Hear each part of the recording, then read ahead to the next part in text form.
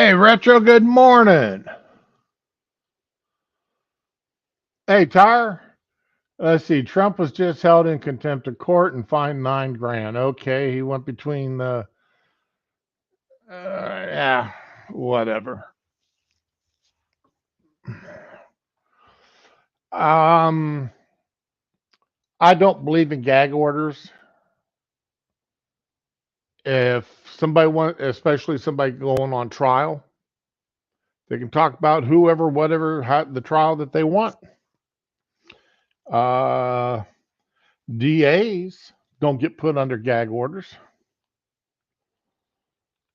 And as long as the DA isn't under a gag order, the person who is being put on trial shouldn't be on a gag order. It's it's that simple for my books. But anyway, interesting discovery on my end yesterday. Something I hadn't tried before, and uh, it sounds gross, and I wouldn't recommend trying it usually. I mean, it's not something I would have done, but I had a cup of coffee sitting there, and I just wasn't waking up. I'm sat there. I'm on my fourth cup of coffee in about 30 minutes, and I'm just sitting there lagging. It's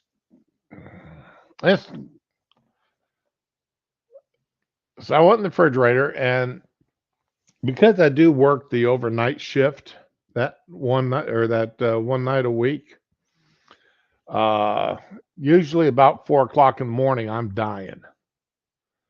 Despite the fact that I done drank 70 ounces of coffee. Oh, I'm not going to disagree with that either, Tyre. Hey, morning, Josh. Uh, yeah, the trials should be televised. Um, all trials should be televised. All courtrooms should be televised. And I mean, put out on the internet. Put them out on the internet. Somebody wants to, uh, you go to the courthouse, what trials are going on today, and boom, they go. And every witness except children, every witness except young children should be, know,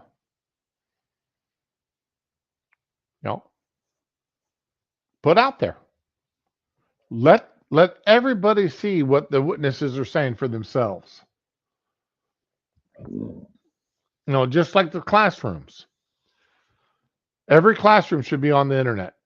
You log on to the school's website, and then from there, you've got which classroom all the classrooms, which classroom do you want to go and watch and listen to?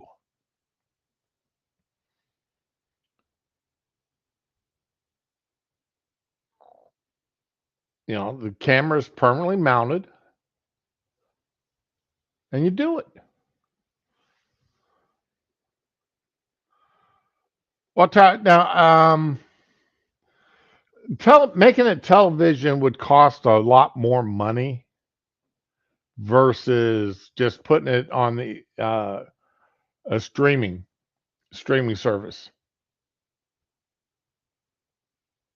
So it would cost a lot more money to do television, PBS style television.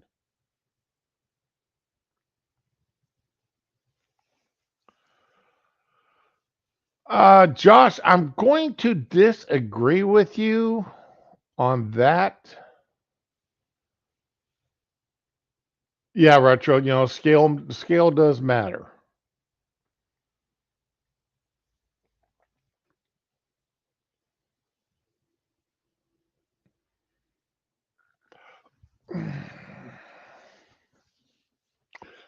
All right, again, I'm going to disagree with you on that because educating an educated public, all right, up through 12th grade, which has been our standard until Biden administration, uh, is a matter of the public good, and it's good for the country as a whole. All right. And the reason why I say up until Biden administration is because the Biden administration has been forgiving student loans for college left and right. So, there's getting to be a lot of college kids, college education that's turning out to be taxpayer supported.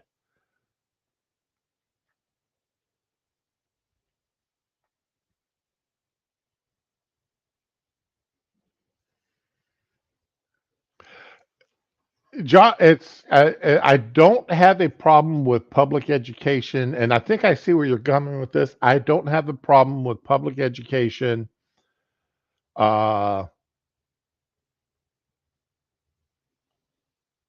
as an idea. Where I do have a problem with public education is when we have the teachers pushing ideas and ideologies which counter the good of the public. Marxism, communism, socialism. All right. The BLM, gay pride, hatred for the country. When you actually have teachers pushing that idea that our country is the worst country on the planet, you know, that's where the problem lies today. And that's because we've allowed the progressives to take over the public education system since the 1950s and 60s.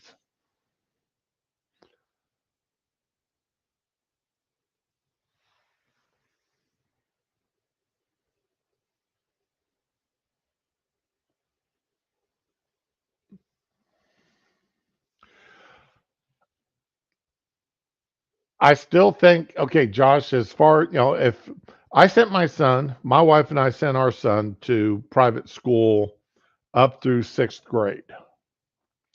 Then we put him in charter school for 6th, 7th, and 8th grade, and then public high school for freshman through senior year.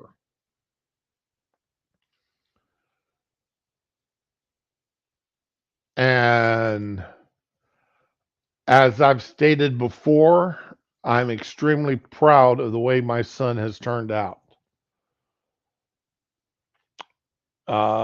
Married, 2 children, owns a home, lived in an apartment. He was banking his money when he was living with us. Then when he and his wife got married, they moved into a smallish apartment to continue saving money. Now, granted, the wife and I, when we bought the house we're living in now, the old house was paid off, and we gave them the property. And while they did not like the house, and I don't blame them, that was on the property, so they sold it. And they took that money and put it towards a new house. And when I say new, the house is under 10 years old. So it's relatively freshly built house. And a really a nice house, but it's well within their means. In fact, my daughter-in-law quit working 5 years ago when when my grandson was born, when our first grandson was born.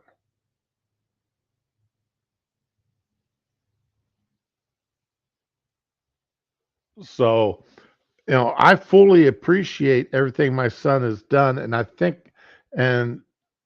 think a lot of that of what he's done is his own innate um, sense of responsibility. Because no matter what or how a child is raised, what opportunities are given the child, private schooling, public schooling, whatever, if the child does not have that innate sense of responsibility,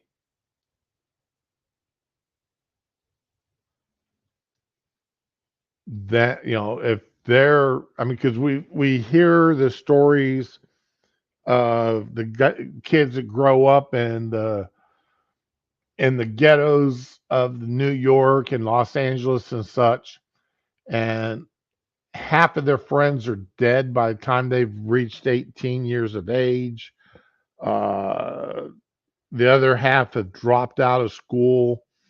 They're in prison or been to prison.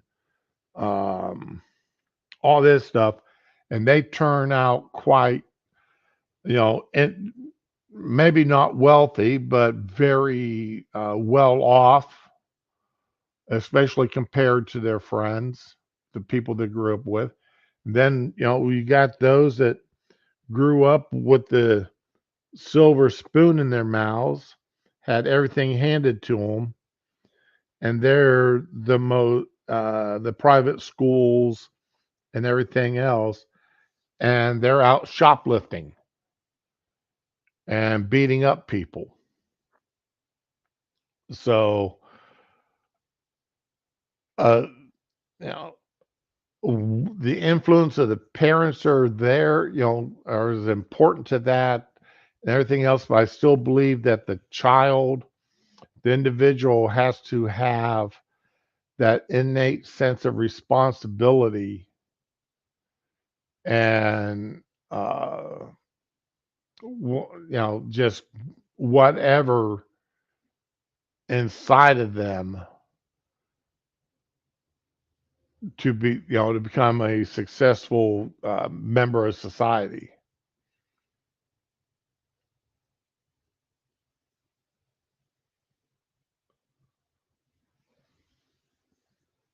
So, but anyway, I had a can of back to the coffee story. I had a can of Rockstar in the refrigerator,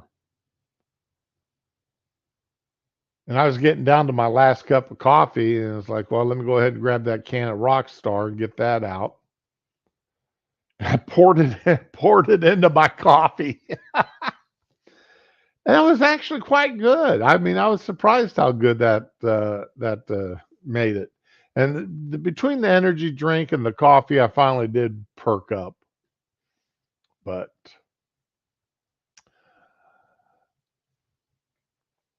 all right, now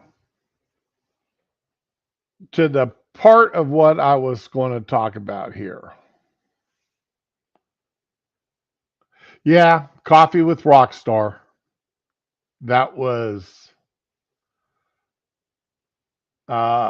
something I did. Now I was surprised how good it was.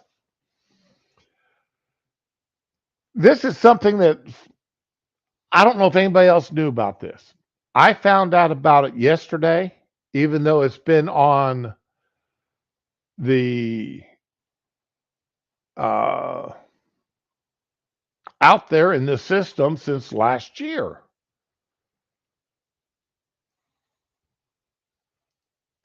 Joe Biden's President Joe Biden's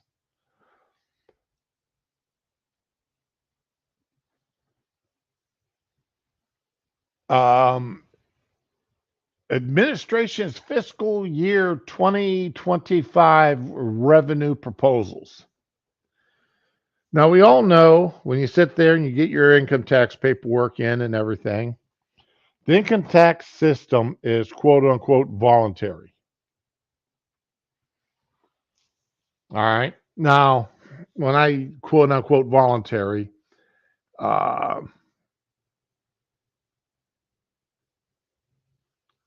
you don't file your taxes, they will eventually get you. I mean, Dylan was that Al Capone was brought down because of taxes, if I remember correctly. It was Al Capone from the movie The Untouchables. Okay. Uh,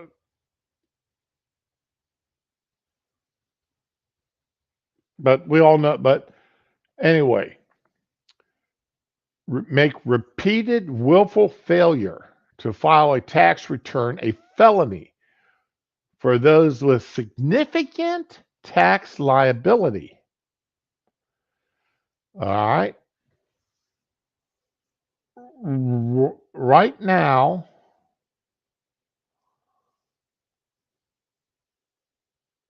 Right now, it is a misdemeanor. I was not aware of that either.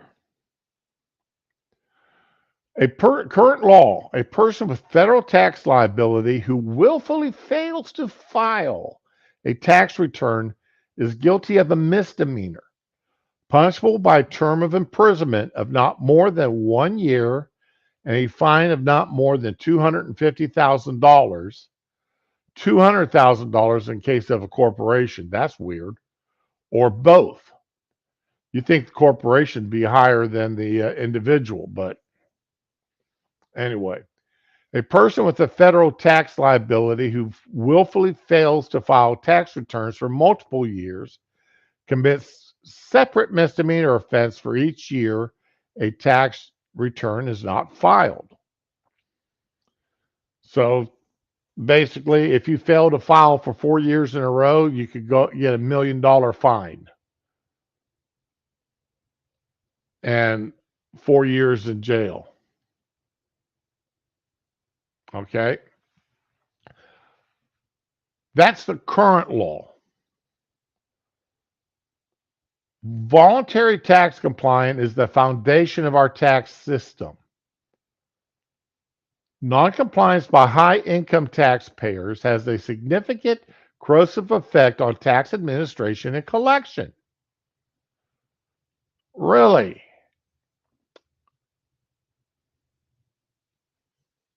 No, it doesn't. No, it doesn't.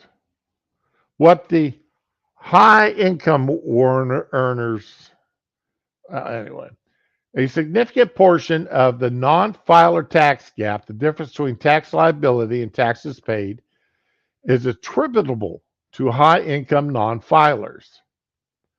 Closing the tax gap is critical to a fair system and best serving the public good as those who do not pay their taxes shift the tax burden to those who meet their tax obligations.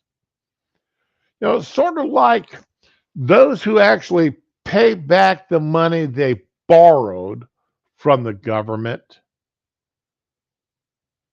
when they don't pay it back, it shifts that responsibility, that obligation to the people who pay the taxes, who put the money in that allowed them to borrow. So when you forgive these loans,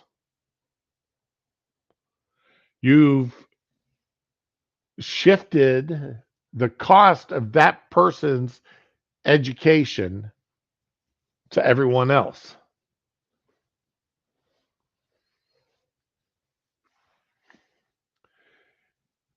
Increasing criminal penalties for high income people, again, high income, let's make certain that we are pointing out that this is only going to affect high income people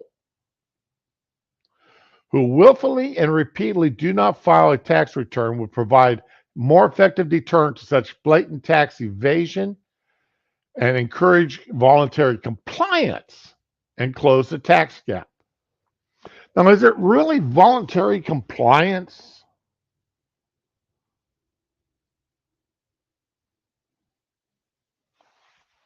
when they're sitting there threatening you with a felony? I mean, was it really a voluntary compliance when you were threatened with a misdemeanor?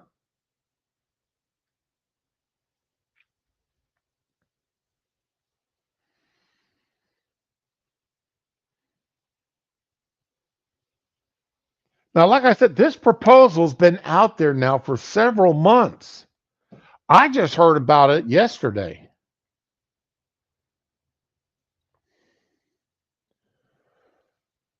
The proposal would amend Section 7203 of the Internal Revenue Code to increase criminal penalties for high-income people with significant federal tax liability who willfully failed to file tax for multiple years.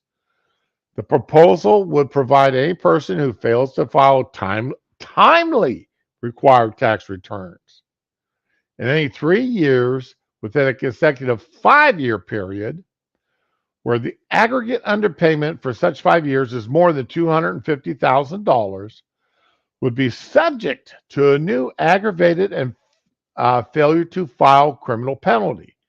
The offense would be punishable by a felony with a term of imprisonment of no more than 5 years and a fine up to $250,000 or $500,000 in case of a corporation or both. The proposal would remain effective for tax returns required to be filed after December 31st, 2024. So any tax, a year from now.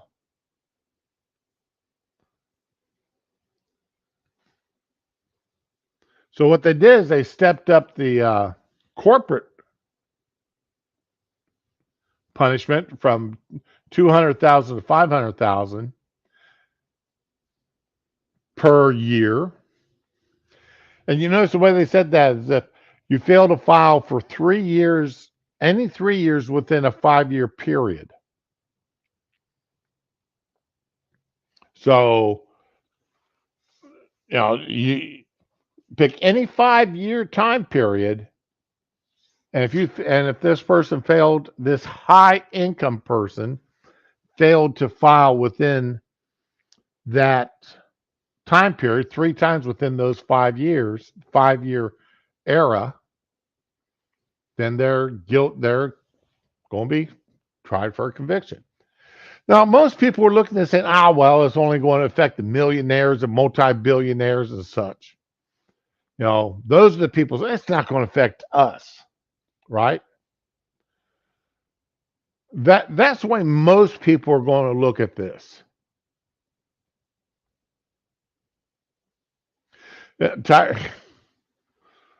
That's a whole nother thing.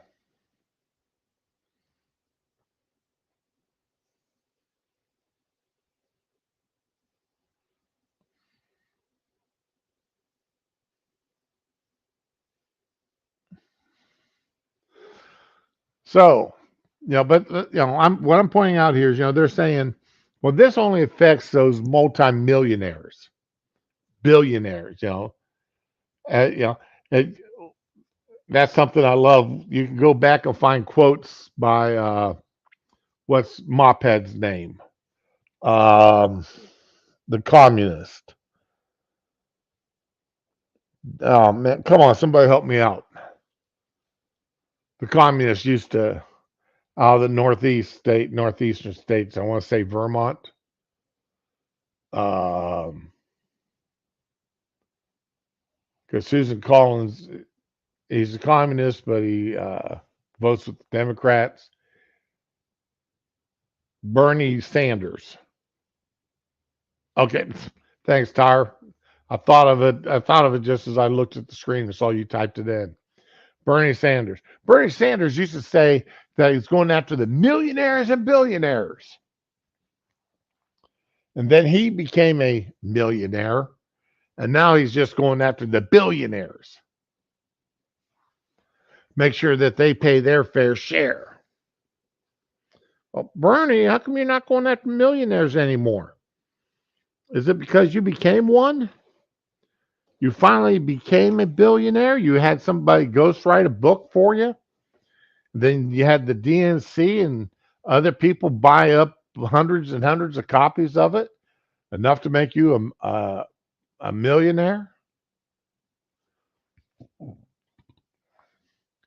Well, the reason why I'm bringing this up, okay, and I'm going to use Florida here as an example. In 1986, the state of Florida implemented its first adult seatbelt law. The law was a secondary offense. You could not be pulled over for wearing a seatbelt, and starting in July of 1986. Now, if you got pulled over for speeding and you weren't wearing a seatbelt, then you could get a ticket.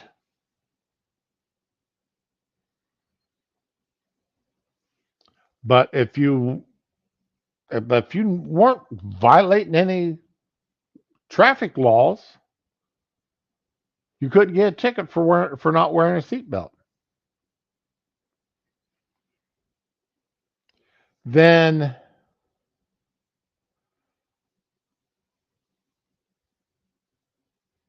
they turn around 13 years later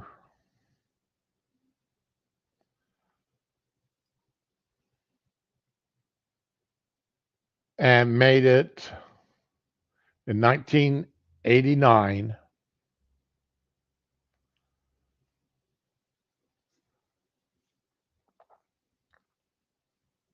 was it 89?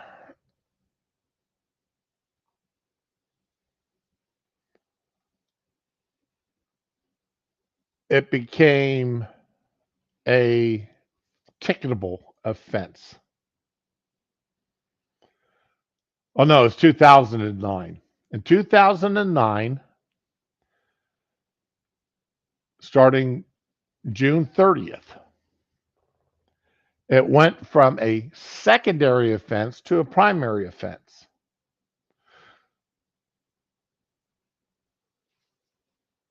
Because, it was such a great idea. It's like, yeah, we want everybody to wear seatbelts, but we'll make it a secondary offense so nobody gets pulled over for not wearing a seatbelt. Then all of a sudden, well, man, we really need to make certain everybody's wearing a seatbelt. We want to force people to wear a seat. Before it was voluntary. But now we want to make it mandatory.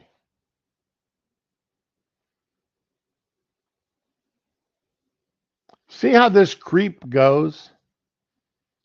Yeah, it's a good, and don't get me wrong. I think it's a good idea people wear seatbelts.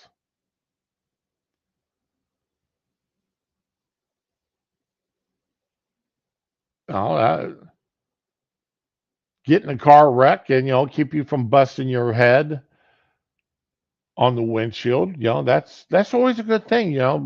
Getting tossed around the inside of a car is not exactly conducive to your health.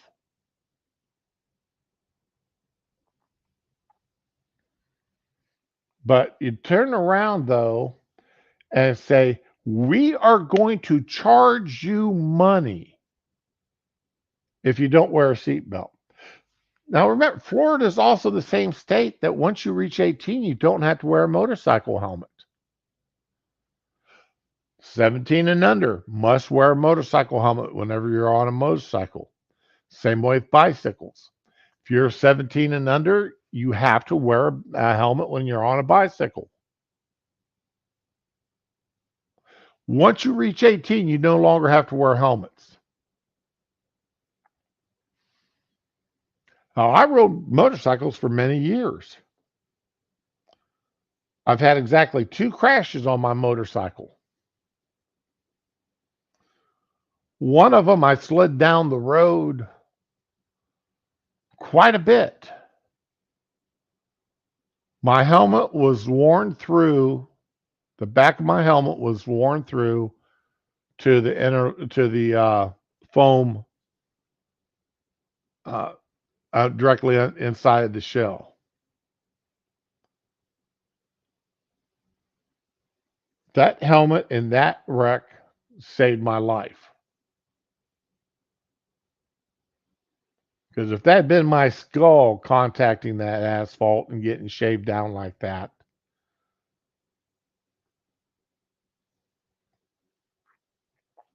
you know, I have no problem with people wearing seat belts, wearing helmets. But as an adult, I don't like the government stepping in and telling me you have to do this because we want you to be safe. I'm driving my car now. If I can understand now, that's not staying speed limits now because that involves other people. I'm talking about me, myself, and I. If I want to bounce, if I'm too fat to wear a seatbelt because I can't get that belt to go across me, or the other attachment is buried under my butt and I can't get to it because there's so much blubber there. Or I just don't feel, I'm just running down to the corner store and I just don't feel like putting my seatbelt on for that quick run down, half a mile down to the corner store. I don't think it's the government's position, the right of the government to step in and say, I'm going to charge you $150 for not wearing that seatbelt.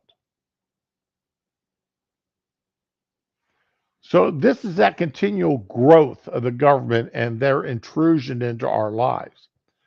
Now, this law, we're going after the high enders.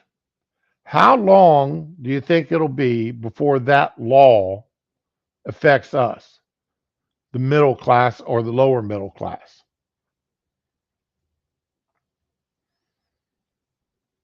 Okay, I showed you what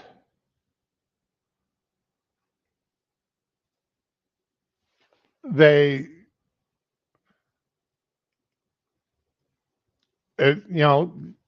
just to continue with the income tax system. The American income tax was started in 1913, the one we are currently under. Yes, there was a previous income tax to pay for the Civil War. But up until 1913, most of the taxes that people paid was taxes on products. So if you grew your own food, harvested your own seeds to do your own for your own planting, everything else, you didn't have to buy nothing. You didn't buy anything, then you didn't pay any taxes. The less stuff you bought, the fewer taxes you paid. Then in 1913, they said, okay, this is what we're going to do. We're going to start taxing people on an income tax.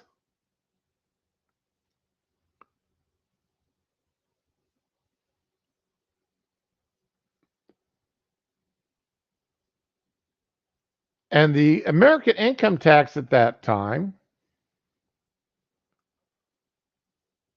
I almost forgot to do something.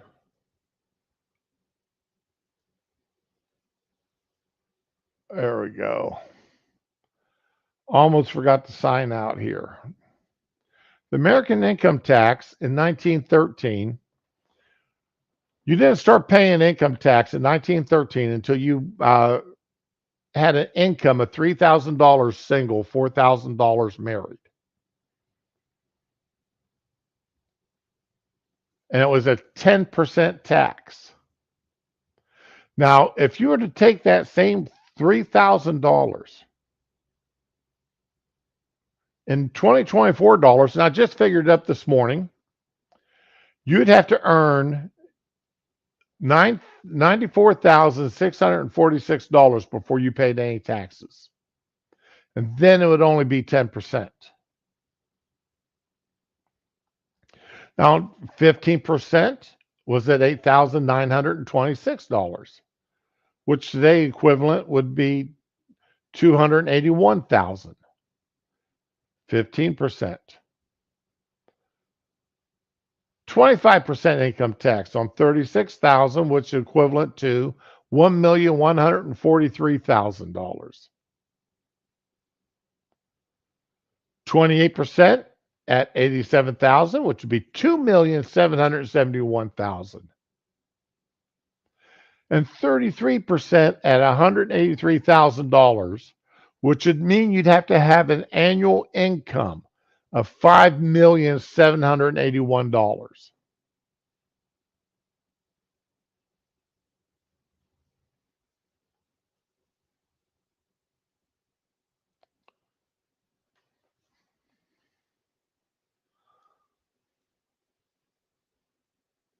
So think about this. All right. None of us, because I don't have any multimillionaires listening to me stream, none of us earn $94,000 a year.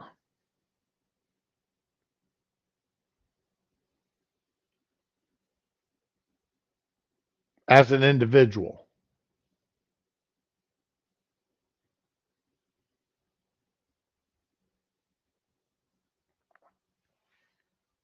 None of us earn 94 grand a year.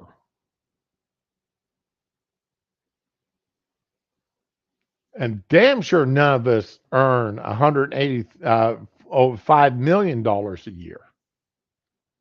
Almost six.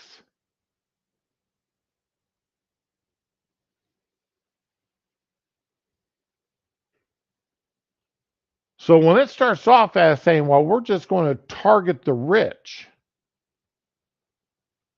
how long till that felony steps down to all of us? Well, it's just not, we're going after the billionaires, but now we got to go after the millionaires. It's sort of like the gun laws they pass.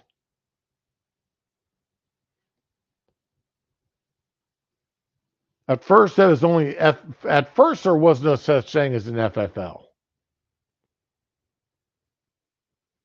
Anybody could open up a gun shop, buy guns, and sell them. Then all of a sudden, you had to get a special license.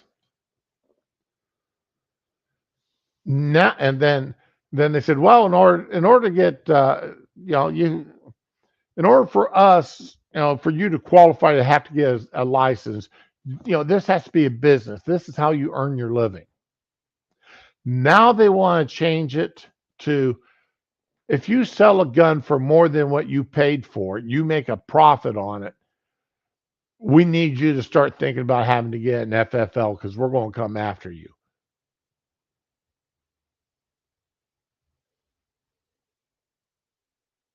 Wow, I got somebody that listens to me makes $72K a year. Congratulations, Tyre. Keep up the good work, become a multimillionaire. Bank a bunch of that money, buy gold and silver. What the hell am I telling you what to do? You know what to do with your money. I just hope you become a multimillionaire. You can fully retire at the age of 40 and never have to work a day in your life.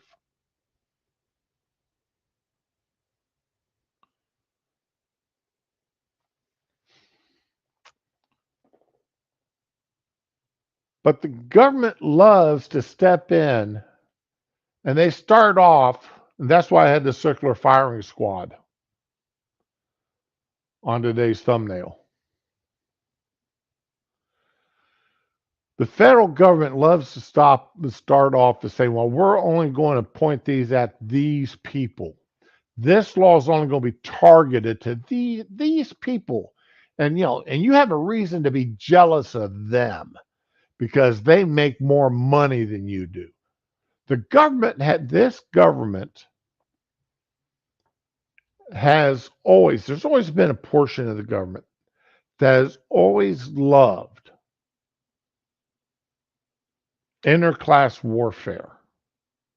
You need to hate these people because they make more money than you. Then in the other way, Those people over there, they're just a bunch of dummies. They're peons. So, don't worry about what they say and do. Don't worry about them. They're the masses, we know what's better. Yeah, exactly, Josh. It's interclass warfare that portions of our government love to push.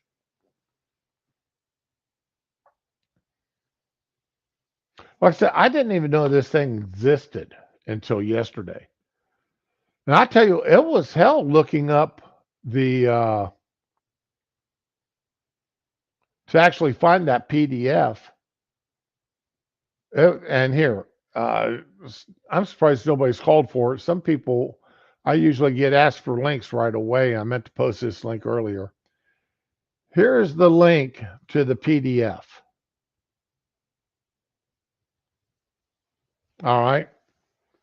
All 250 pages of it, I think,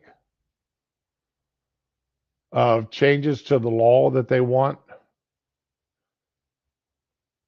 Let's see here.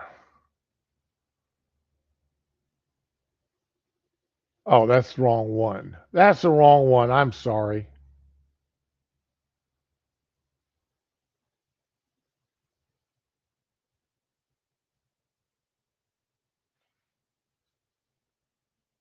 Here's the right one.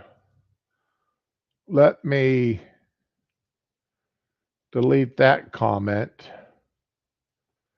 and post this one. It took me almost an hour to track this down this morning, track down this PDF. They did not make it easy to find.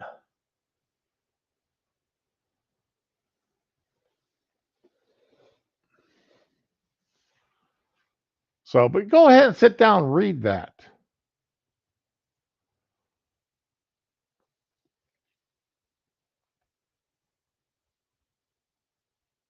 248 pages long. Now, I obviously did not have time this morning to read all 248 pages of it, but it is a serious goat rope.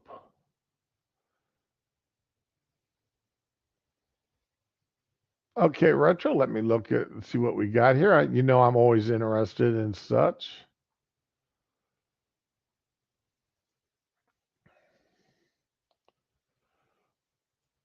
Me- message hidden due to suspicious content.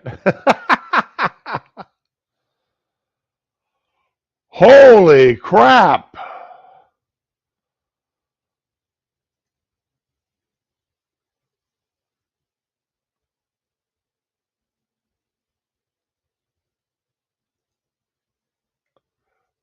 Oh, this is going to be good. All right.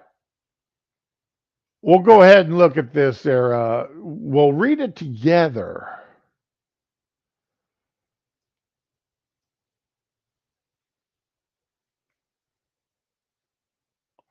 Oh, shift for brains. Evidence shows Adam Schiff falsely registered, ineligibly voted, and or committed mortgage fraud. 1 year ago, April 23rd, we reported an ethics complaint was filed against corrupt U.S. He is corrupt, Adam Schiff. Today, we can report that Schiff's corrupt and even criminal and acts involve much more. Ethics complaint been filed. Yes, yes, yes. As central bank stockpile gold. Oh, wait a minute here.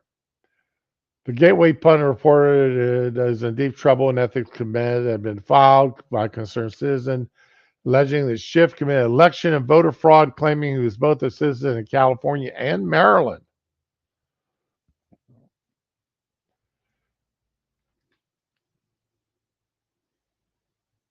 In 2000, Schiff was elected to Congress and served as a House member in California ever since. Schiff reported purchased a home in Maryland with his wife in 2003, stating that they would occupy this home for 12 consecutive months as their primary residence. Despite this claim, Schiff continued to vote in California. Schiff refinanced his home in 2009, 10, 11, and 13. Wow. Claiming the Maryland home was his primary residence. In 2009, the health ethics investigation claimed that Schiff did this, and Schiff claimed it was an error, and he repaid the tax exempt to the state of Maryland. Fellow member of Congress charged with criminal acts for doing the same thing.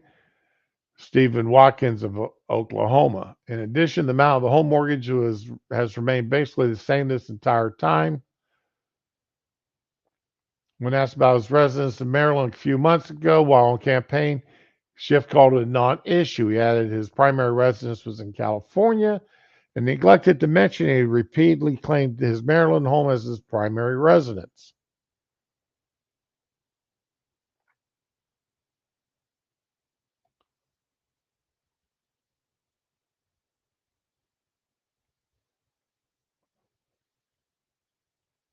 Okay, Maryland Code defines mortgage fraud as any action made by a person with the intent to defraud that involves not only making any deliberate misstatement, misrepresentation, or omission during the mortgage lending process with the intent that misstatement, relied on by a mortgage lender, borrower, or anything mortgage process, filing to cause to be filled in line record of the residential mortgage, relating to a mortgage loan that a person knows to contain deliberate misstatement, misrepresentation, or omission.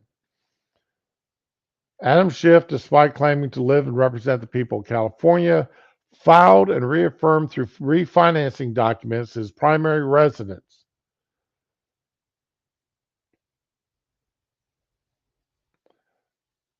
Adam Schiff's on the record acknowledgement of the mortgage document filings, primary residence in Maryland, during a House Ethics hearing via claim of mistake evidences acknowledgement of the mortgage fraud.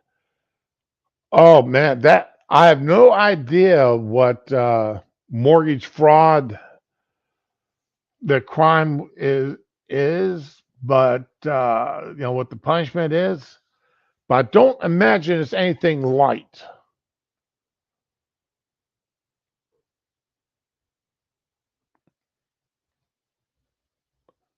Schiff received better rates on his mortgage on the Maryland property by claiming his primary residence as opposed to secondary.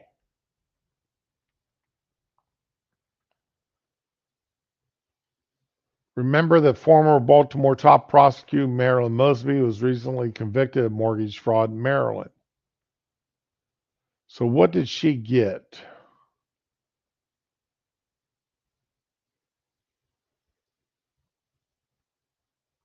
All right, and testified she unwittingly made false statements on loan application to buy 2 Florida vacation homes. All right, she's previously convicted of 2 counts of perjury. The federal crime sentence.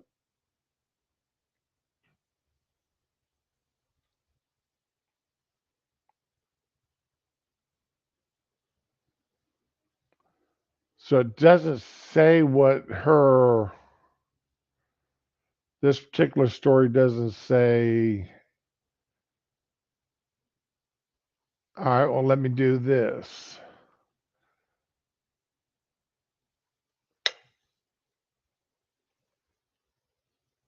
Come on, Bing, be my friend. Control V. No.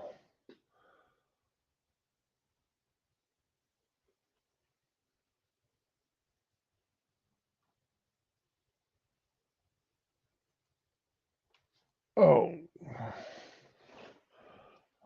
what is going on here?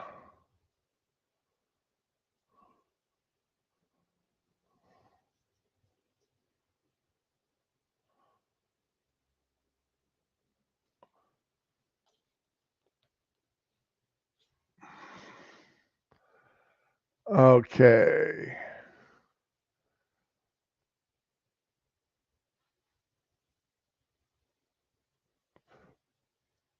Up to 40 years in prison for mortgage fraud and perjury. Whoa. Yeah, Marilyn Mosby up to 40 years. So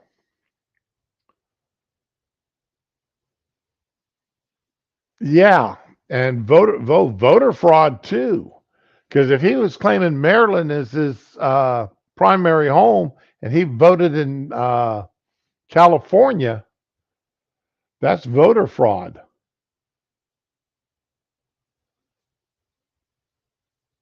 So there's that possibility. Man, he is sunk.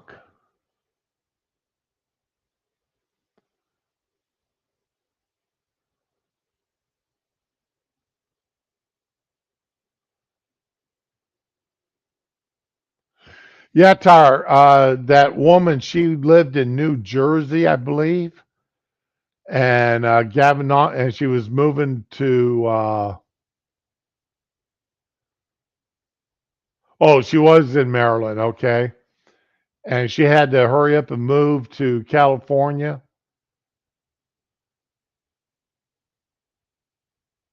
Yep. Oh, retro. Yeah, he'll fight. This administration, the DOJ won't do anything, and Maryland's a liberal state; they won't do anything. He paid the taxes that he was due. The mortgage company may increase his rates or refuse to do a refi on him. They, but yeah. Uh, oh yeah. Googly eyes. He'll get out of it. He will escape prosecution. That's a given.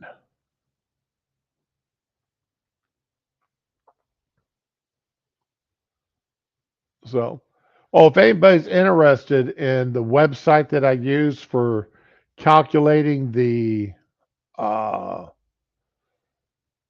value from 2013 to today, there's that website, the CPI inflation calculator. I've used it before in a lot of things.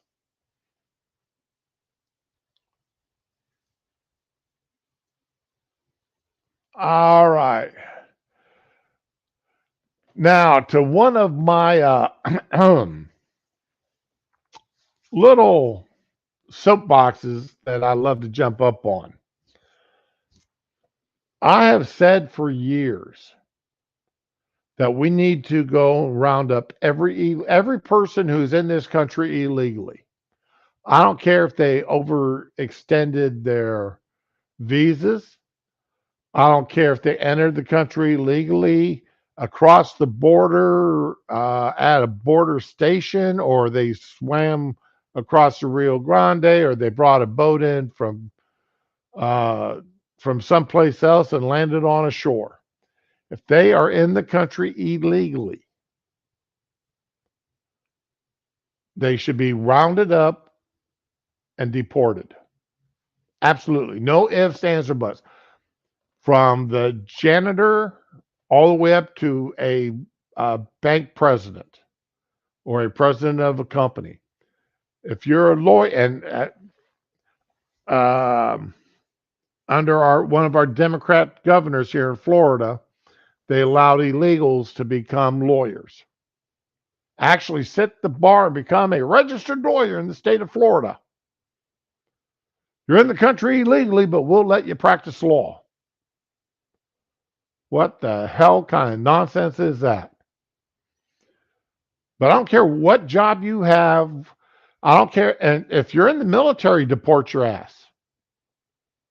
I don't want anybody that's in the country illegally defending this country. Deport them.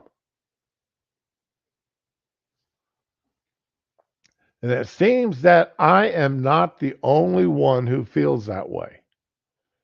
Even though I have felt that way for a very, very long time. America, this is Axios, not exactly a right wing news source. America warms to mass deportations.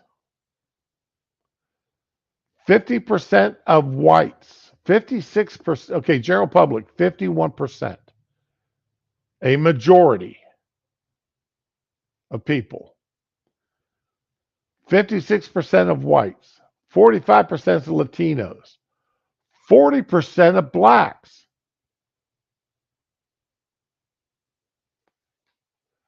This is the kicker. 42% of Democrats are getting tired of the illegals. I'm surprised it's only 68% of Republicans that aren't up for mass deportations. I figured that'd be at least in the 80s. 46% of independents. That's a lot of independents. And that's a huge number of Democrats. 42% of Democrats.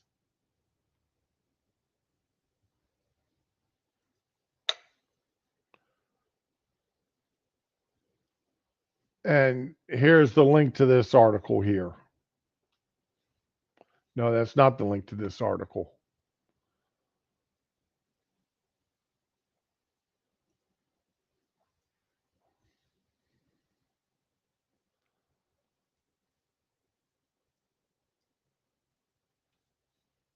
There we go. Exactly right, Tyre. Exactly right.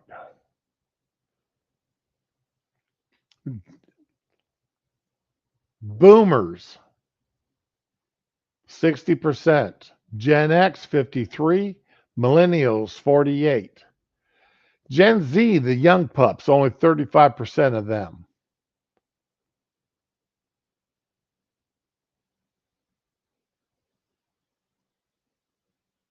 But seeing 48% of millennials,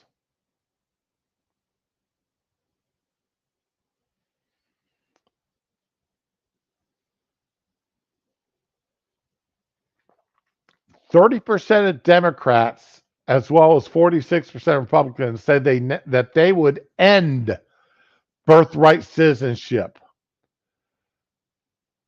And here's absolutely fantastic. And I'm sorry, but that is not guaranteed under the 14th Amendment. Birthright citizenship 14th Amendment was never meant to give birthright citizenship to children of illegals. It was not meant to do that. The 14th Amendment was supposed to give citizenship to the freed slaves and to American Indians, Native American Indians. Never meant to apply to anybody who is in the country illegally. And if you want me to pull up the records and the debates on this,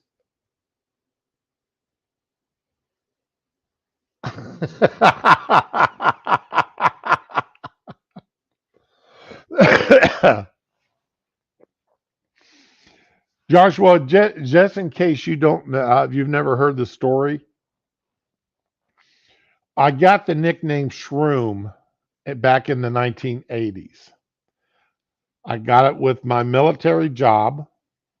I had a lieutenant, and I actually ran into this lieutenant a few years ago. Him and I both retired out of the military a couple of decades ago. I retired back in 98. And so it's coming up on 3 decades since I retired.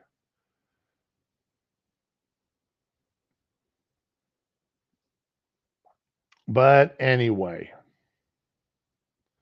coming up on 2 decades. Anyway, I was in his office for missing an appointment. And the reason why I missed the appointment is I was not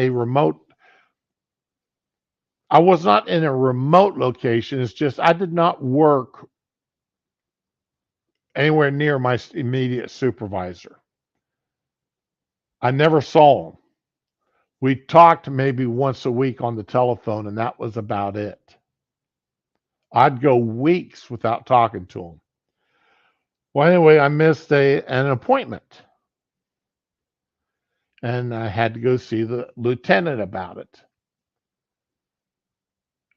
And I just told him I didn't even know about it, and I explained to him that I never saw my supervisor, and we just that word never got communicated down to me that I had this appointment I had to make. And his response to that is, "What the hell do you think you are, a GD mushroom?" And he called me a mushroom 3 or 4 times. And by the time I got back to the unit, because I had to go back and see my chief after the butt chewing that I got, a friend of mine, the story of that had already been relayed by the people in the office all the way back to my section. And a friend of mine had made up a set of dog tags for me, calling me, instead of my name, it had GD Mushroom.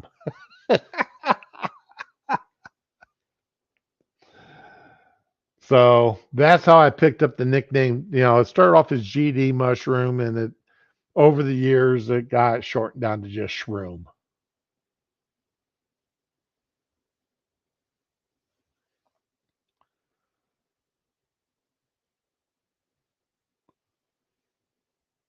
So no, I retired in 1998 from the military there, Tyre. Yeah, I am 64 years old. I'm creeping up on 65 rather quickly. All right. Why this matters. Americans are open to former President Trump's harshest immigration plans, spurred on by a record surge of illegal border crossings and relentless messaging of war waged by Republicans. And it's not, what else do you call it when we're being invaded?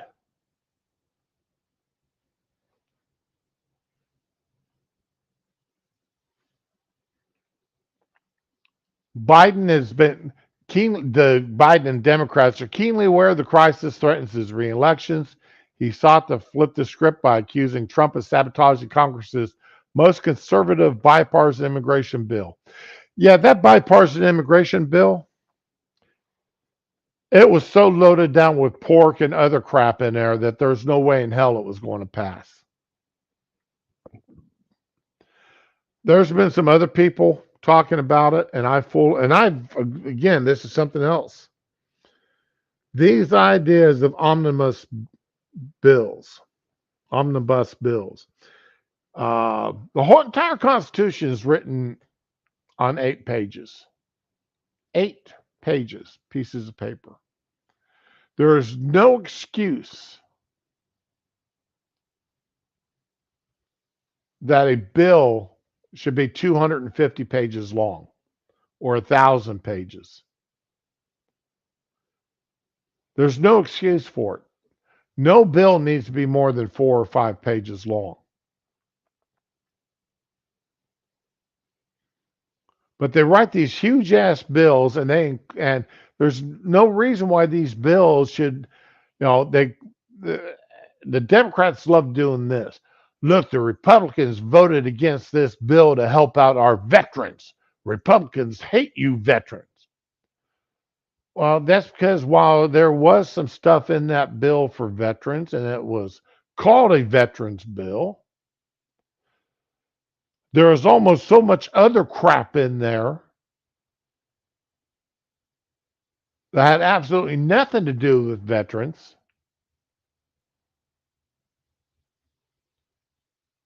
that it was a poison pill. There was no way that bill was going to pass.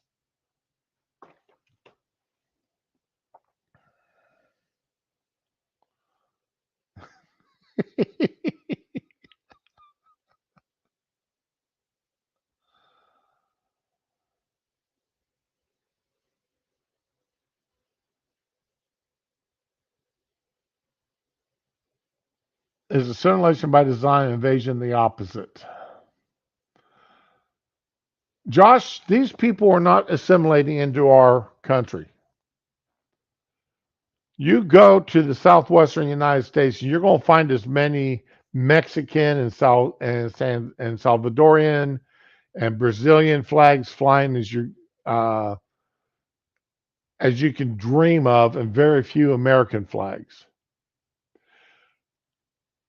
Students are forbidden by law to wear, well, excuse me, not by law, but by dress code, to wear shirts with American flags on them on Cinco de Mayo because it offends the Mexicans in the schools. Yeah, that actually got upheld by the courts, that the schools could ban the American flag from being displayed on Cinco de Mayo because it hurts the feelings of the Mexican students.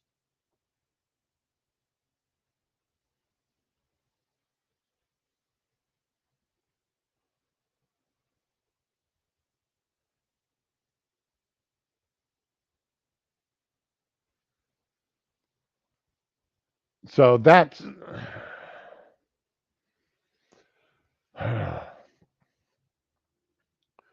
well, when it comes to blame, Biden has so far failed to shift the narrative. That's right, because unfortunately there's too many for Biden. There's too many people that are looking at these millions. You know, Ronald Reagan signed a bill granting amnesty to the illegals that were in the country. I believe they figured it. I thought they figured it was like no more than 2 million illegals in the country at the time. But part of that agreement that Reagan had with the Democrats when he signed that amnesty was that they built a border wall on the southern border. And the Democrats all agreed to it. That was part of the agreement for the amnesty. The next year, they defunded it. They said, oops, sorry, but we're not going to build that wall now. We're not going to put up any more security on the southern border. Well, once you grant amnesty, you can't take it away. That's one of the few times Reagan didn't fall back on his trust but verify philosophy.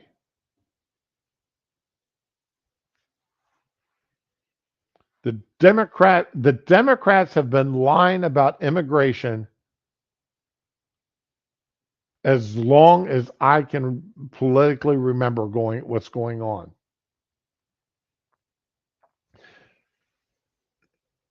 And another push that they've got here. You know, this is something that Trump tried to take away from the Democrats, and the Democrats screamed bloody murder and got a couple of courts to. I don't think it made it to the Supreme Court, but don't trust me on that comment. Trump was trying to get the census to, you know, are you an American citizen? Because remember, congressional House seats are proportion upon population. And if the congressional House seats were done only by representing U.S. citizens, not illegals, and not even people here legally, but aren't citizens. People here on work visas.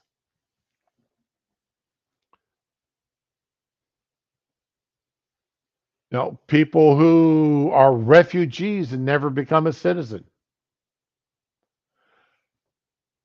If these people were not counted as part of the census, California would lose a lot of their House seats.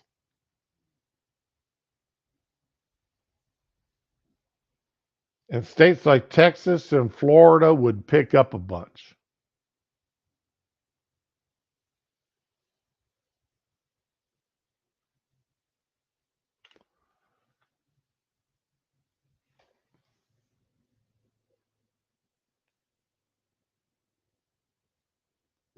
Yeah, Retro, that was a good friend of mine that I grew up with, or didn't grow up with, but spent I don't know, it felt like I grew up with him. His family was, him and I met in the Air Force. His wife and I were good friends. He and I were good friends. He and I did the same job in the air on the Air Force, and his wife worked on the same aircraft in another career field. I spent a lot of holidays with them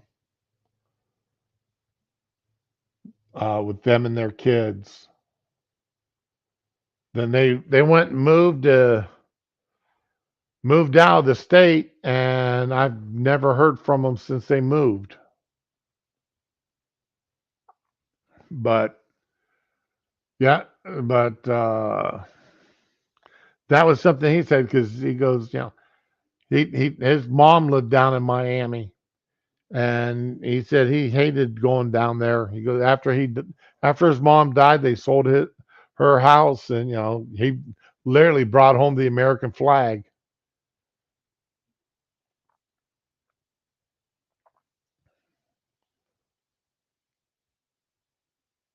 But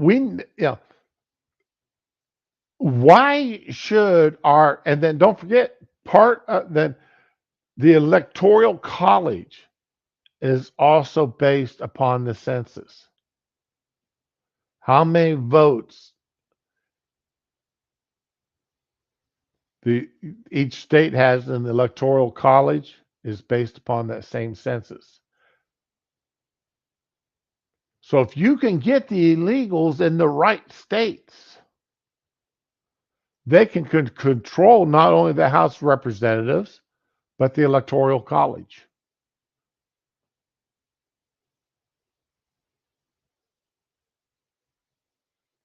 under the current system.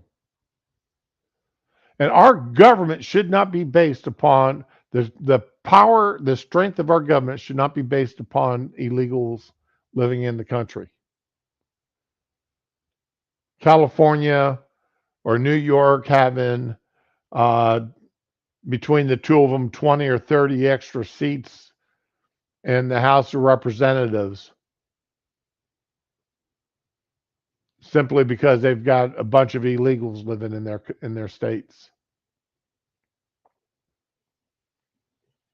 The House of Representatives in the Electoral College should be based upon the number of U.S. citizens.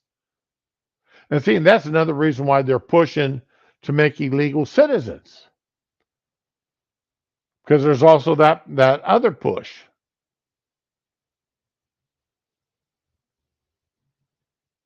So they want to just ensure that they've got the people living in their states to give them the political power in the House of Representatives and in the Electoral College.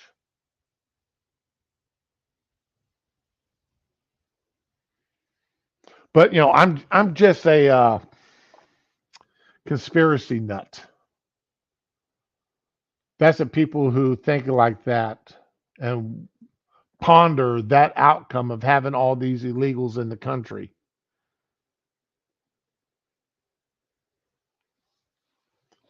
We're just conspiracy nuts. The Democrats would never be so shifty as to do something like that, now would they?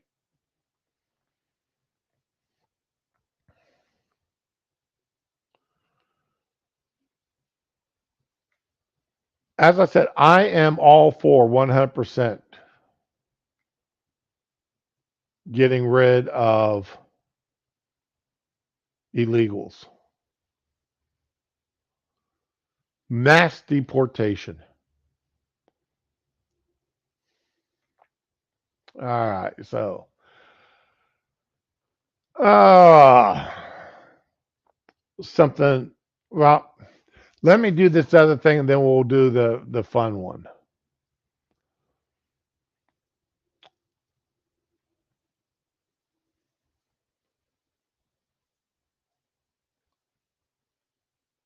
Okay, here we go.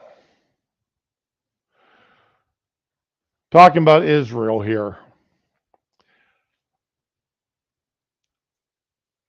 Israel has been trying to, and there's been a big push, and Israel's been trying to uh, work with them on it. Trying to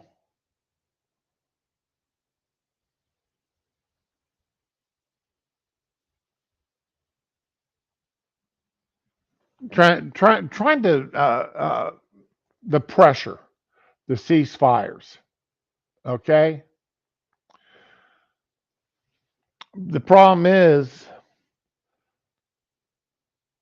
Hamas can't find just 40 of the Israeli hostages that they have. They can't find live hostages. Hey, Ramen, welcome.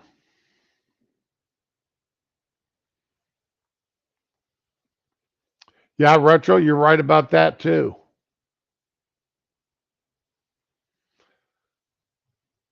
It also helped. I mean, the amount of money the government is spending on housing these illegals and feeding them.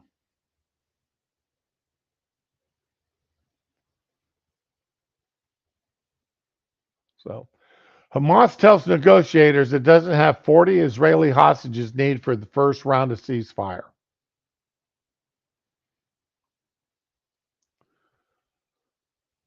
Hamas has indicated it is currently unable to identify and track down 40 Israeli hostages needed for the first phase of a ceasefire deal, according to an Israeli official and a source familiar with the discussions, raising fears that more hostages may be dead than publicly known.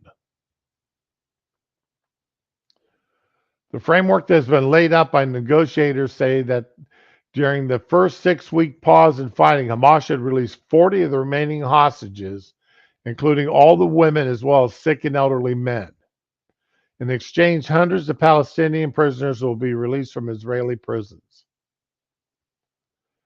Hamas has told international mediators, which includes Qatar and Egypt, it does not have 40 living hostages who match those criteria for release.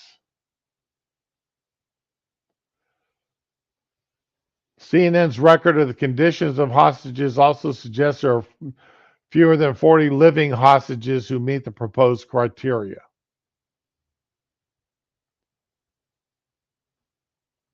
They can't find more than 40. They can't find 40 hostages. They can't find 40 women or sick men.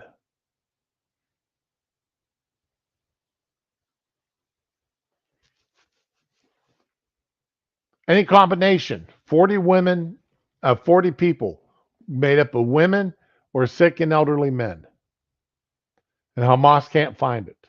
They can't find that many people. Raman, I am doing pretty cotton picking well this morning. I've been on a roll today.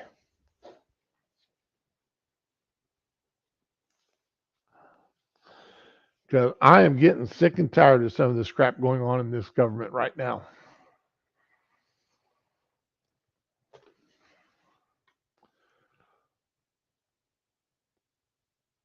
Where is the international outcry? Where is the outcry by the college students that Hamas can't find?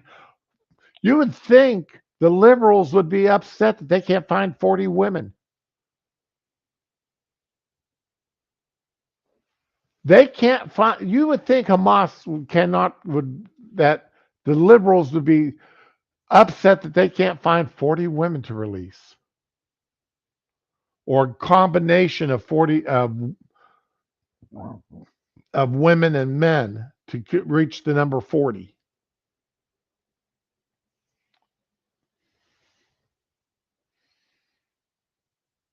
Absolutely ridiculous. But Israel's the bad guys. Yeah, I made an enemy with this morning. The UN is pushing for donations for food relief within Gaza. They want Americans to donate to send food to Gaza to feed the starving children. It's for the children, don't you know?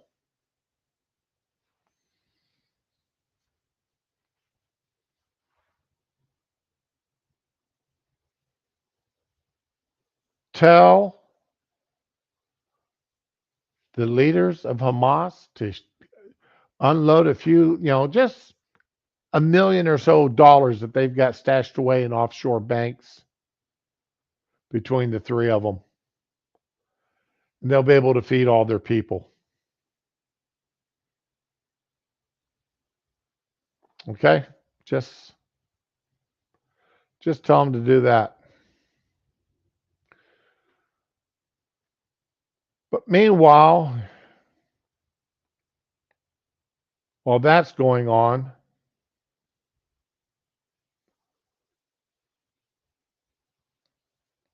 oh,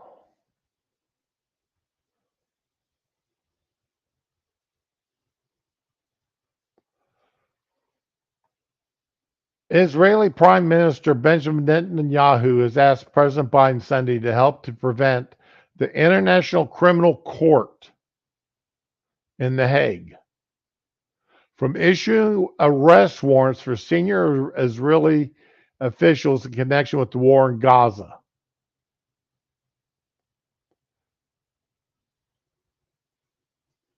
Israeli officials have grown increasingly concerned over the last 2 weeks that the ICC is preparing to issue arrest warrants for Netanyahu, Defense Minister Yoav Gallant, and Israeli Defense Forces Chief of Staff Herzi Halevi.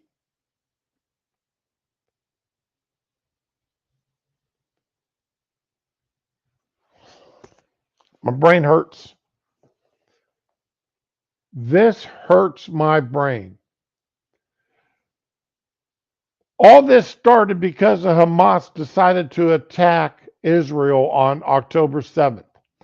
None of this would have happened if it wasn't for the October 7th. Everything going on in that region today is a direct result of the attacks on October 7th. And the International Criminal Court wants to go after Netanyahu.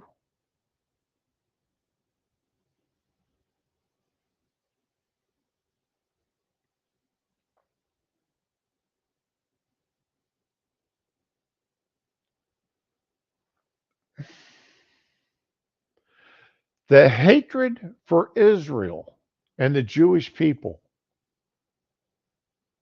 by the world astounds me.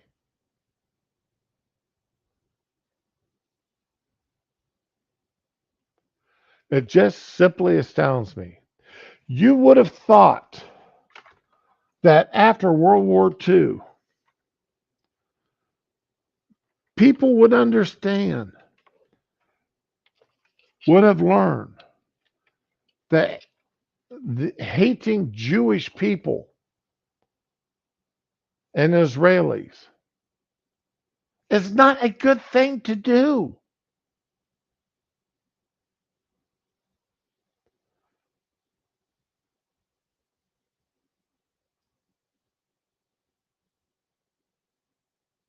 But this is leading me to honestly believe, not believe, but to question if Hitler had done everything that he had done just simply within his own borders. The attacks and the death camps, the gassing, the concentration camps, and everything else, dealing strictly with the Jewish people inside his own borders, had not attacked Poland, had not gone on his grand scale of trying to take over Europe, just kept it within Germany.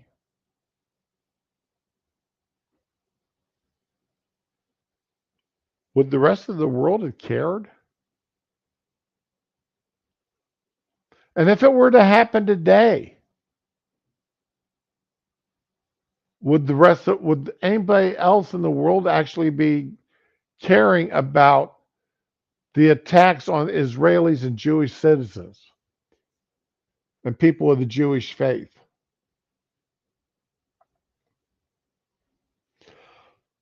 We teach each other, we teach in this country not to hate people based upon their skin color.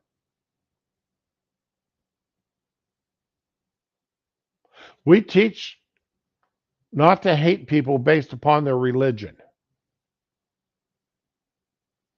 We teach not to hate people based on anything except what they actually do. And even then, we make a lot of excuses for their actions.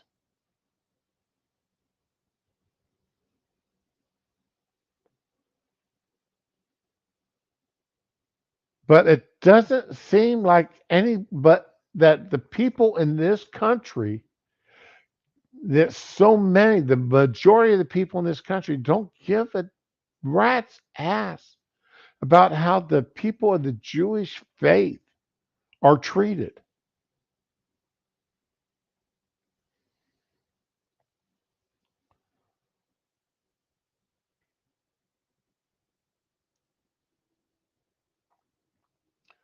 The International Criminal Court is being warned by members of Congress in both parties that arrest warrants for senior Israeli officials will be met by U.S. retaliation, and legislation to that effect is already in the works.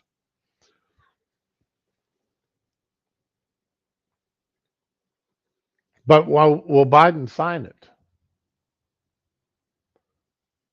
Anything Congress does is worthless unless Biden signs it.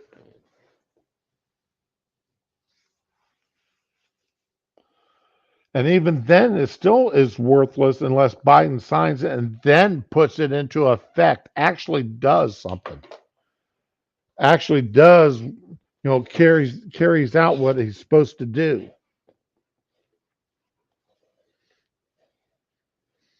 You know, doesn't decide that whatever it is, well, you know, we just won't enforce that law.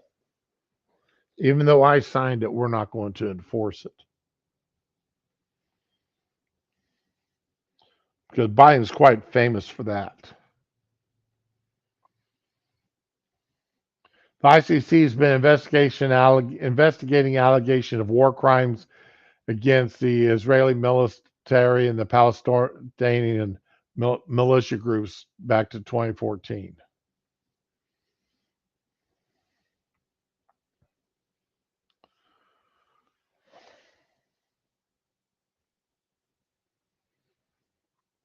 And the reason why I question about what, the effects of what happens here in the United States.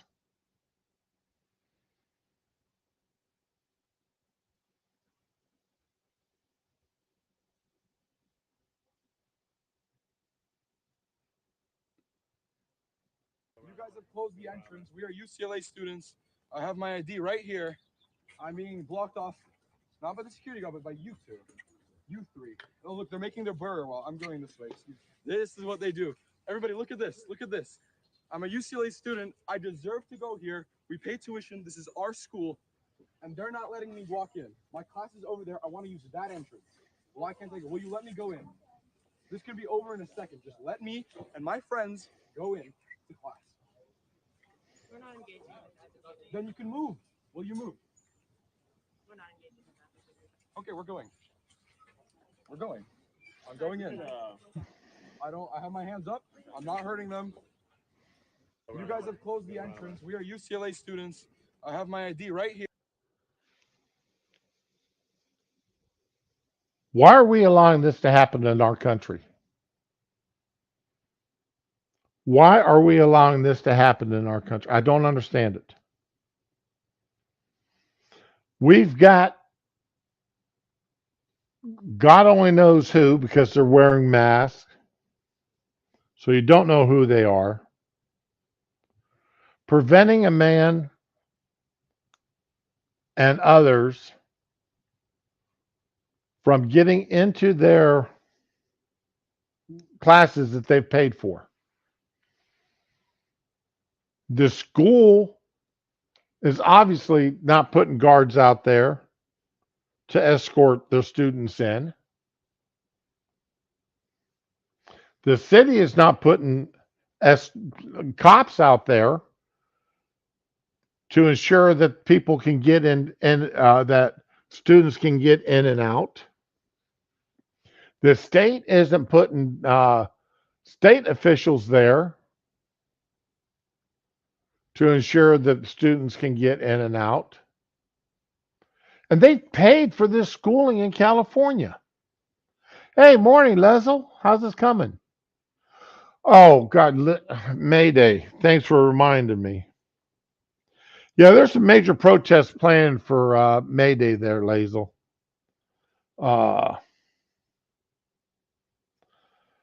There, I got an invitation to one of their protests, and it's like you've absolutely invited the wrong person here to think that I'm going to, you know, you're just making it act, oh, I didn't realize what May 1st was. Oh, nonsense. You're lying.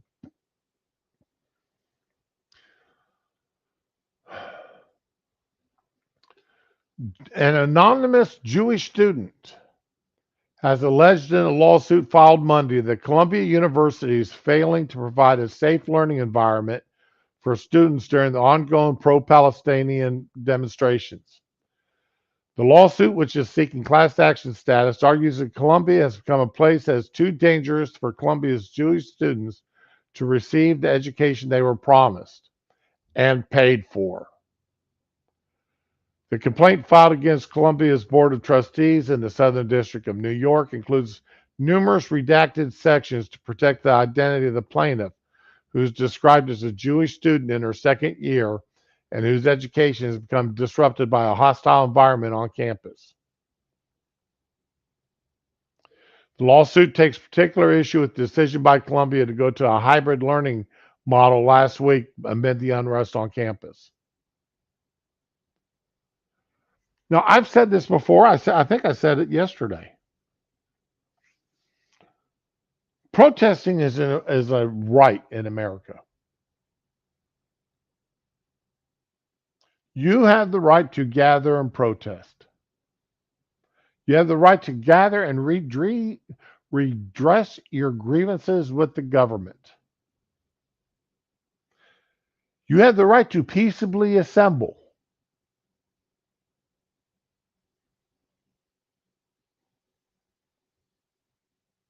You don't have the right to infringe on other people's rights. And that's what a lot of these people seem to forget. That they think that their right to protest supersedes everybody else's rights. Supersedes somebody else's rights to get to school that they're paid for. Supersedes other people's rights to enter public buildings or to leave public buildings safely without needing an armed guard, or to travel down the highways and byways of our country.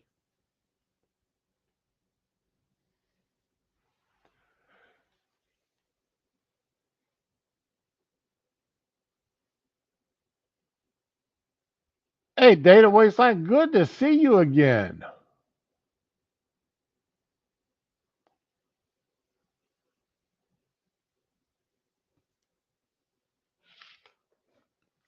And these students that were blocking that young man from getting into school, they should be arrested.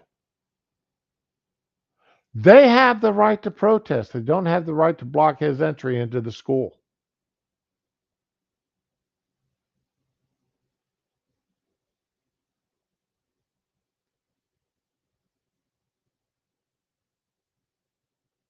I would not.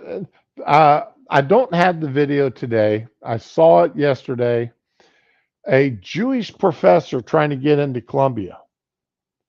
He walked up to the gates. They had a buzzer type thing there that he's supposed to pass his ID over, and it lets him go in.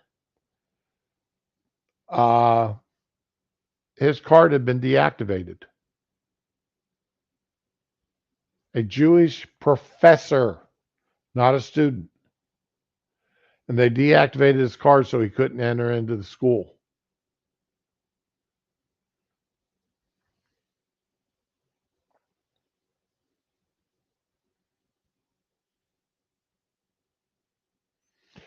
Well, Josh, I'm the guy that forces my way in. I don't join the crowd. I force my way in.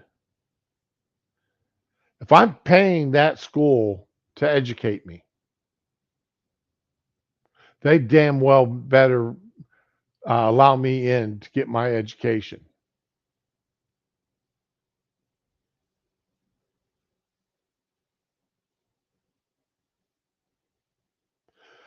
Now, Raman, I think I'm more of the, at that point, I'm not so much a taser person as I am a macer.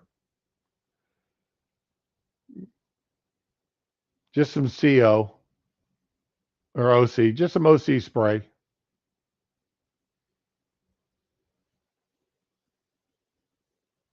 That will put a path for me to get through.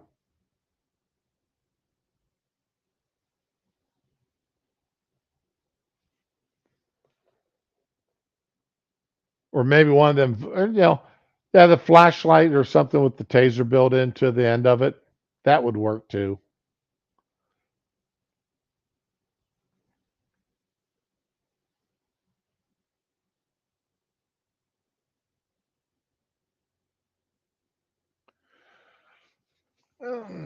Yeah, you're right about that blowback if the wind's going the wrong way. But why are our schools allowing these kids to to basically all but shut people out, or to shut people out simply based upon their religion?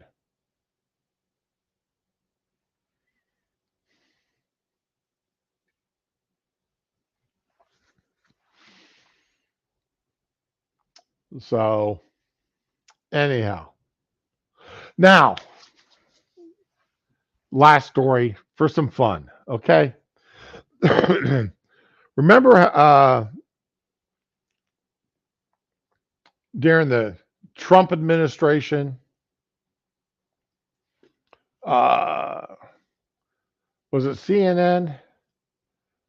Uh,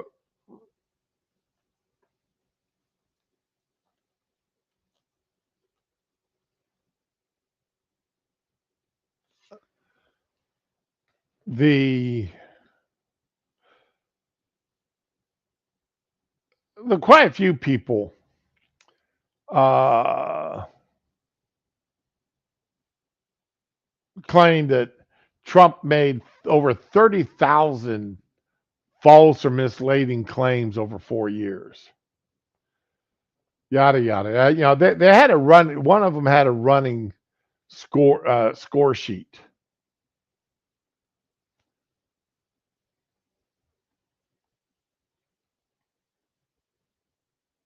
and Soon as Biden came in office, they decided they weren't going to track the presidential lies anymore. Well, unfortunately, we don't have to trust reporters anymore. The White House is going to do it for us. And the Biden White House is going to do it for us. White House officially claims Biden has made 148 mistakes during 2024. 2024. We're 4 months into it, into 2024. And he's made 148 mistakes during public remarks. The White House communications staff has had to correct President Joe Biden's public remarks at least 148 times since the beginning of 2024, a review of official White House transcripts show. The White House releases an official transcript anytime the president gives a speech or takes questions. Communication staff frequently correct, add, or alter Biden's official remarks in order to bring them into compliance with official White House policy, or in some cases, reality, a Daily Caller analysis shows. In several cases, official statements had to be changed to convey the exact opposite of what Biden actually said.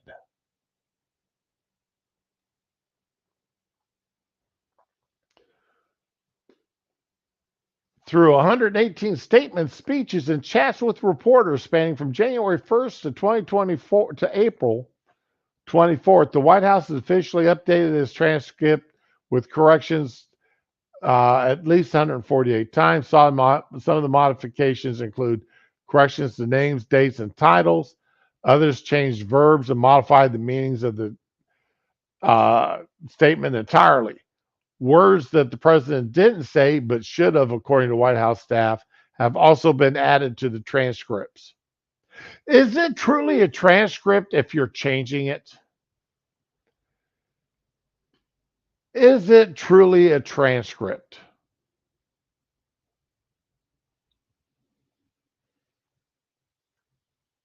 Well, Dan, I'm glad you stopped by to say hi.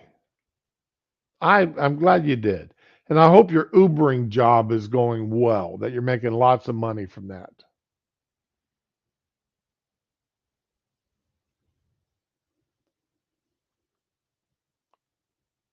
But now, honestly, if I'm sitting down and I want to read a transcript of a trial, would I not expect that transcript to be 100% accurate to what was actually said at that trial?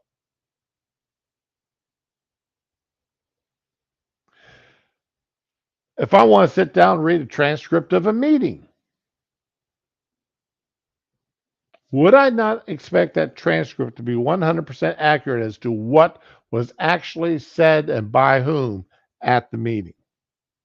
Not what they meant to say, not what they should have said, but what they actually said.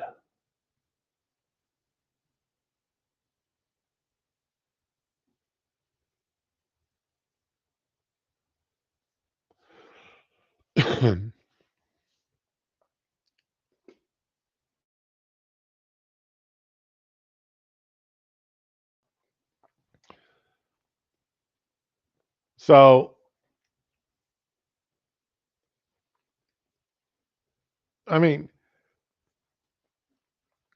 let's see, January, February, March, April. All right. So 4 months. That's 120. Let's call it 130 days. It's more than 100. It's less than 130 days. But let's be very generous. Let's see, 30. All right. I just don't want to sit down and actually count up the number of days. But anyway,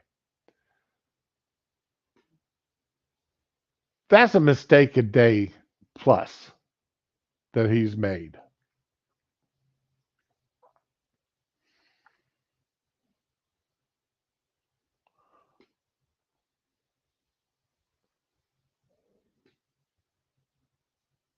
It was then, though no, through my American Rescue Plan, which every American voted against, I might add, we made the largest investment in public safety ever. The White House transcript, they lined out American and inserted Republican.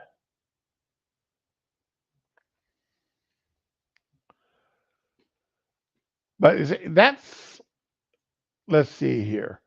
I can't, how did I do this yesterday?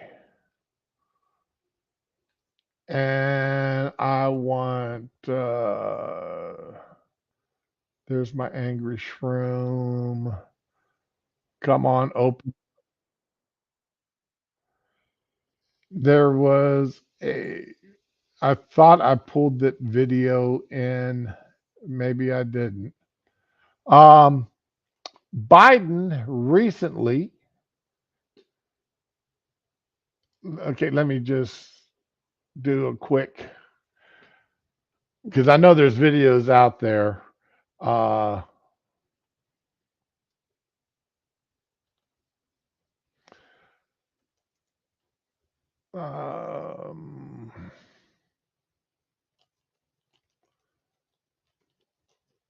da, da, da, da.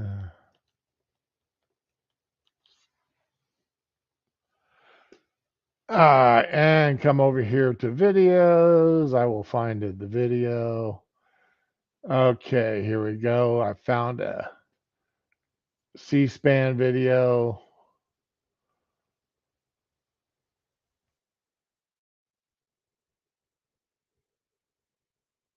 And I'm going to share this. All right. Let's just listen to Biden here. And fortunately, Biden is speaking the truth.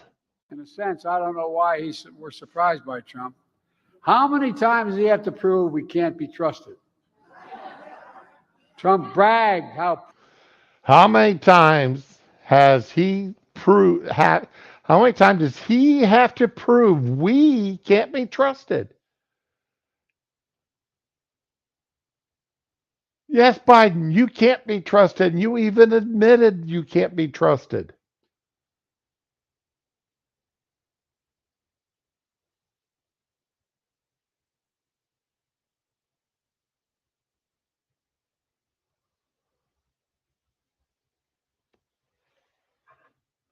Yeah. We all know that's not what he meant to say, but he said we instead of he. But that Freudian slip, man, that we can't be trusted needs to be played time and time and time again in every ad. We can't be trusted. If I had an account set up for t-shirts, I would have t-shirts made and hoodies and everything else with that picture of Biden just as he is right there on that video, and underneath it just put in we can't be trusted. That is a direct quote by this president. Yeah, I know it's a gaffe, a slip of the tongue. He said we instead of he. But he said it. Whether he meant to or not, he still said it. And that was the kind of things that was said previously by mass reported by the media. Trump lied. He said there's a mile high of burgers. And again, that always draws me back to that movie, Used Cars, with Kurt Russell, which I thought was absolutely hilarious. Even more so because a friend of mine was in it. But anyway,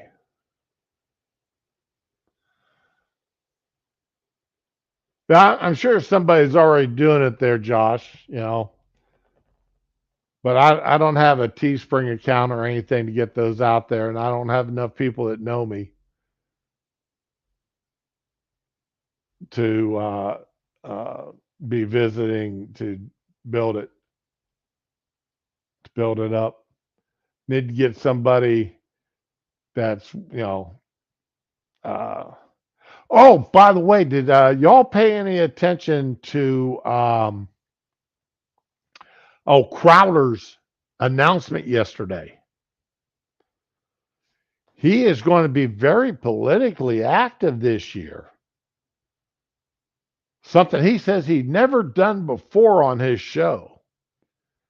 He's going to be very politically active, and he is going to be pushing for Trump because the country just can't handle 4 more years of Biden.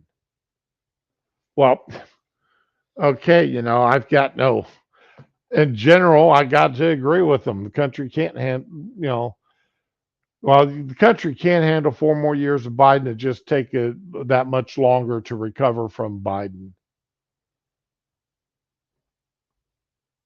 I'm going to be brutally honest. If it's going to take us decades to recover from this 4 years. It's going to take decades to recover from it. First and foremost, we've got to get the illegal immigration dealt with. We've got to get every one of these illegals out of our country. There was a congressional hearings, there's always congressional hearings. And this Democrat witness is up there talking about how few crimes illegals make and compared to U.S. citizens. But he never stated the fact that every day that person is in our country, he is committing a crime.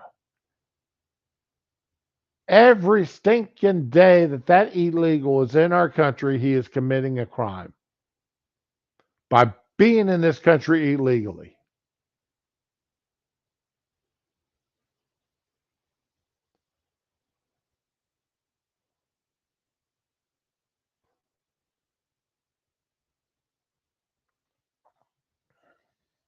So,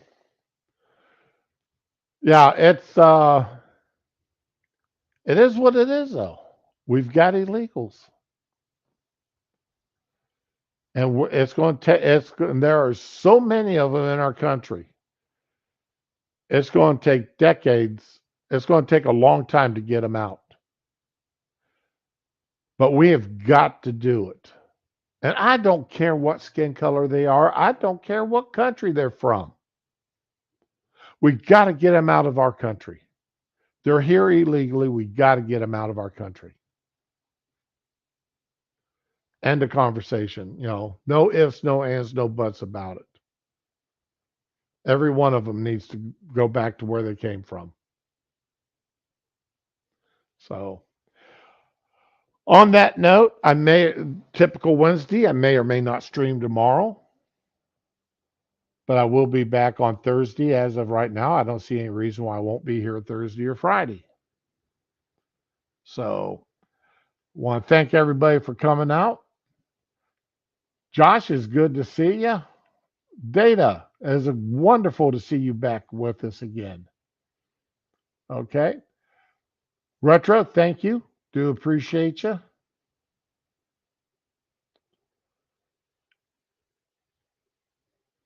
And I just want y'all to know that I do appreciate every one of you coming out here and keep, the chat's always nice. There's nobody being obnoxious. And even though all of y'all are mods, we haven't had to kick anybody out in a long time, and I do appreciate that. Got a bunch of good people popping in and listening to me. So everybody have a good one, and we'll catch y'all later. Bye-bye. Be good. Be with the ones you love and love the ones that you're with.